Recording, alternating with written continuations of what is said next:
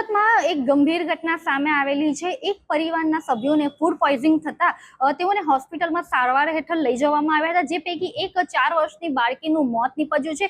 જે વરાછા વિસ્તારમાં આવેલ એક શીતલ રેસ્ટોરન્ટ જે છે ત્યાંથી જમવાનું લઈ ગયા બાદ પરિવારને ફૂડ પોઈઝનિંગ થયું હોવાની ઘટના સામે આવેલી છે। તમામને સારવાર અર્થે સ્મીમેર હોસ્પિટલ ખસેડવામાં આવ્યા હતા અને ત્યારબાદ જે છે તે તેઓની હાલત ગંભીર થઈ હતી, જે પૈકી બાળકીનું મોત થયું છે। આપણે રેસ્ટોરન્ટમાં જે પ્રકારે જોઈ શકાય છે કે રેસ્ટોરન્ટની અંદર જે ખાદ્ય પદાર્થોનો ઉપયોગ જે થતો હતો તે કંઈક આ પ્રકારે હતા। જે અંદર ઉપયોગમાં લેવાતા જે ચીજ વસ્તુઓ છે, ખાદ્ય પદાર્થો છે, જે ખૂબ જ ખરાબ હાલતમાં મળી આવ્યા છે। તો આરોગ્ય વિભાગ દ્વારા પણ આ પ્રકારે જે છે તપાસ હાથ ધરવામાં આવી હતી અને રેસ્ટોરન્ટની અંદર જે કેટલીક વસ્તુઓ છે જે સડેલી તેમજ ફૂગવાળી કેટલીક વસ્તુઓ મળી આવી હતી।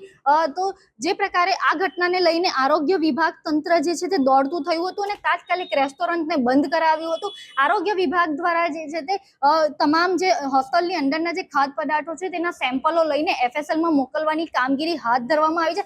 મહત્વની વાત એ છે કે જ્યારે થોડા સમયાંતરે જે છે તે આવા રેસ્ટોરન્ટની કે જે ખાદ્ય પદાર્થો વેચતા હોય તેઓની તપાસ હાથ ધરવામાં આવતી હોય છે, પરંતુ જ્યારે આ પ્રકારે ઘટના બનતી હોય છે ત્યારે ક્યાંક ને ક્યાંક આરોગ્ય તંત્ર સામે પણ સવાલો ઉઠી રહ્યા છે। હું B R Brahmbhatt, food safety officer, Surat મહાનગરપાલિકા। આજે જે ઘટના બની છે એને લઈને કઈ રીતે તપાસ કરવામાં આવી રહી છે? અમને એવી ફરિયાદ પડેલ કે 15 તારીખના રોજ અહીંયાથી પાર્સલ જમવા માટે લઈ ગઈ અને જમ્યા પછી બીજે દિવસે સવારે લોકો કઈ હોસ્પિટલમાં એડમિટ થયેલ હતા, તેમાંથી 4 વર્ષની એક બાળકીનું મૃત્યુ થયું છે।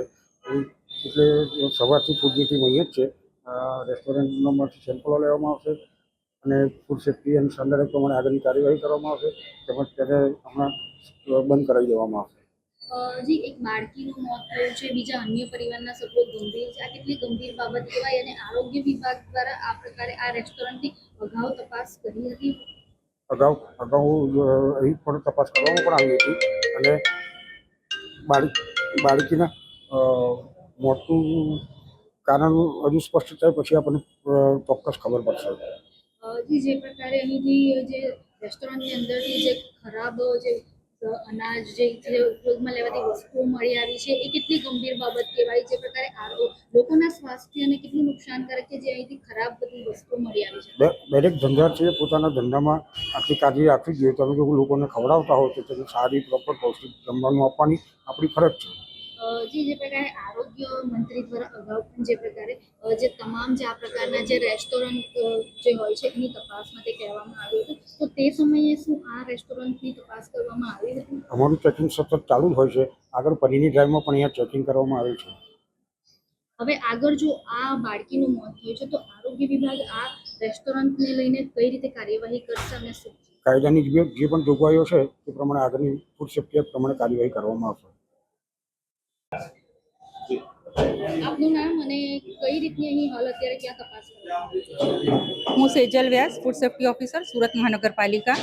અમારા વિભાગને ફૂડ પોઈઝનિંગની ફરિયાદ મળતા અમારી ટીમ અહીં આવી પહોંચી હતી અને અહીં રેસ્ટોરન્ટની તપાસ કરતા અમુક જે બગડેલી વસ્તુને એવી મળી આવેલ છે તેનો નાશ કરાવેલ છે। રેસ્ટોરન્ટનું નામ શું છે, ક્યાં આવેલું? શીતલ રેસ્ટોરન્ટ, ઈશ્વરકૃપા રોડ, વરાછામાં આવેલું છે અને અમારી ટીમે અહીં આવીને નોટિસ આપીને તેમજ જે પણ ફૂડ સેફ્ટી મુજબ પગલાં લેવાના હતા તે લીધેલ છે, તેમજ અત્યારે તો રેસ્ટોરન્ટ બંધ કરવાની કામગીરી હાથ ધરેલ છે।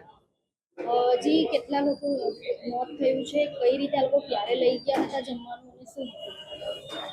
15 તારીખે લઈ ગયા હતા એવી જાણ મળી છે, પણ અમારા વિભાગને આજે જ ફરિયાદ મળી છે અને બાળકીનું મોત થયું છે એ પણ અમને અહીંયા આવીને જાણ મળી છે।